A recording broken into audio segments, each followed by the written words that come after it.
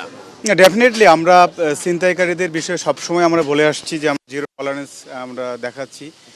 আজকের ঘটনাটা তারই একটা প্রমাণ যে আমাদের ওসি আদাবর সহ অন্যান্য অফিসাররা ইন্টেলিজেন্সের ভিত্তিতে যখন তারা জানতে পারে যে এখানে কিছু ছিনতাইকারী বসে তারা ষড়যন্ত্র করতেছে বা তো তার প্রেক্ষিতে তারা এখানে চলে আসে। আসার প্রেক্ষিতে আপনারা জানেন যে প্রথমে তারা যখন চেজ করতে গেলে তারা প্রথমে পুলিশের উপর চড়াও হয়।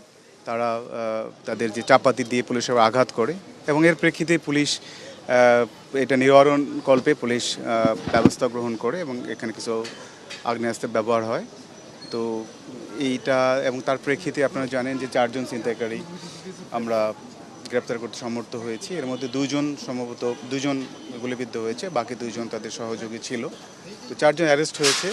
আমরা সবসময় বলে আসছি যে ছিনতাইকারীরা যেখানেই থাকুক না কেন আমরা আমাদের এটা সবসময় আমরা অভিযান পরিচালনা করছি এবং এর অংশ হিসেবে আজকে এটা ছিল। আগামীতেও আমরা এটি চালু রাখবো আর কি, যাতে করে কোনোভাবেই এটিকে নিয়ন্ত্রণ মানে আমরা ছিনতাইটাকে নিয়ন্ত্রণ করতে পারি আর কি। কোনো সন্দেহ নাই, ছিনতাইকারী 4 জন না, আরও অনেকেই আছে। আমরা সবসময় বলে আসছি যে আমরা চলমান অভিযান চলছে, যে আমরা প্রায় ইতিমধ্যে গত মে মাসের 1 তারিখ থেকে আমাদের অভিযান চলছে। আমরা প্রায় 1000-এর উপরে আমরা বিভিন্ন সাদাবাজ ছিনতাইকারী ধরেছি। তো আজকে যারা এই ঘটনার সঙ্গে যারা আছে এদের সঙ্গে আমরা এদের জিজ্ঞাসাবাদ করবো। এদের সঙ্গে যারা লিঙ্ক আছে বা অন্য অন্য যারা এদের সঙ্গে সম্পৃক্ত আছে তাদের বিরুদ্ধে আমরা অভিযান করবো এবং তাদেরকে অ্যারেস্ট করবো অবশ্যই। না, ডেফিনেটলি আমাদের মোহাম্মদপুর নিয়ে আমাদেরও কনসার্ন আছে। আপনারা জানেন ইতিমধ্যে আমরা এখানে একটা ক্যাম্প স্থাপন করেছি প্রায় 100 জন ফোর্স দিয়ে। আজকের এই ঘটনা থেকে আমরা নতুন করে ভাবছি যে এই এলাকায়ও একটা নতুন করে ক্যাম্প স্থাপন করা যায় কিনা।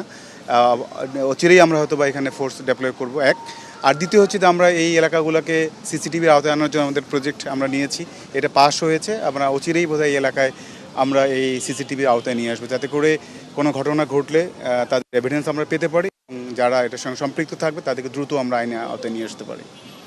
আজকে সকালেও একটা ছিনতাই হয়েছে, এটার বাদ দিয়ে এরপরে গতকালকেও মানে আগে আমরা দেখতাম যে রাতে ঘটতো ঘটনাগুলো, এখন সকালেই দিনে দুপুরে তারা ঘটাচ্ছে ঘটনাগুলো। মানে ওদের কি মানে ফেরোসাসনেস খুব বেড়ে গেছে কিনা? না, এটা আমি বলবো না। আমার কথা হচ্ছে হয়তো আজকে সকালে যে ঘটনাটা ঘটেছে তারা এটা করেছে, তবে আমরা সেই সূত্র ধরে আজকে আমরা এই বিভিন্ন জায়গায় অভিযান করেছি। তার প্রেক্ষিতে কিন্তু আজকের এই ঘটনাটা আজকে যেটা ঘটনা ঘটেছে এটা সূত্রপাত। তো আমরা সবসময় লেগে আছি। এখন তারা সকালে বা রাতে এটা আসলে আমরা বলতে পারবো না, তারা হয়তো বা কোনো কারণে তাদের এটা থাকতে পারে। বাট যখনই তারা ঘটনা ঘটাক, সকালে হোক রাতে হোক, আমরা আরও বেশি সচেতন থাকবো, আরও বেশি অ্যাক্টিভ থাকবো, যাতে করে তারা এই ধরনের ঘটনা আর না ঘটাতে পারে। এবং যারা এই ঘটনাগুলো ঘটিয়েছে তারা প্রত্যেকেই আইনের আওতায় আসবে, এটা মোটামুটি নিশ্চিত আমরা করতে পারি। না, অবশ্যই যদি আমরা সবসময় বলি যে মানুষ যদি অপরাধের শিকার হয় তাদের প্রত্যেকেই আইনের আওতায় আসার সুযোগ আছে। তারা থানায় আসবে, তারা তাদের অভিযোগ করবে এবং সেই অনুযায়ী আমরা ব্যবস্থা নেব। যদি কোনো ক্ষেত্রে যদি কেউ অভিযোগ নিতে অস্বীকার করে বা কোনো প্রবলেম, সেটা আমরা আছি, আমাদের কাছে আসতে পারেন। ডিসি সাহেব আছে, আমরা আছি, আমাদের ওসি সাহেব আছে। আমরা মনে করি আমাদের প্রত্যেকে নির্দেশনা দেওয়া আছে যে কোনো ভুক্তভোগী আমাদের কাছে কোনো অভিযোগ নিয়ে আসলে আমরা সেটি খতিয়ে দেখব, মামলা নেওয়ার মতো হলে মামলা নেব, জিডি করার মতো হলে জিডি করব এবং সেই অনুযায়ী আইনের ব্যবস্থা গ্রহণ করব। তো এই বিষয়ে কোনো রকম সিদ্ধান্তের কোনো সুযোগ নেই। আমি এইটুকু বলতে চাই, আপনাদের সহযোগিতা চাই।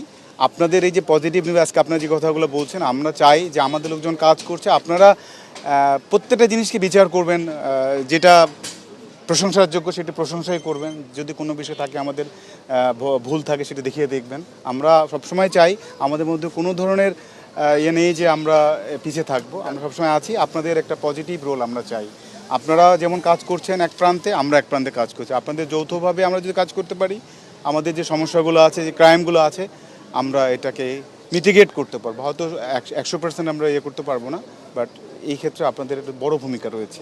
আজকে যে ভূমিকাটা আপনারা পালন করছেন, আমরা আশা করি ভবিষ্যতে এটা আপনারা পালন করবেন।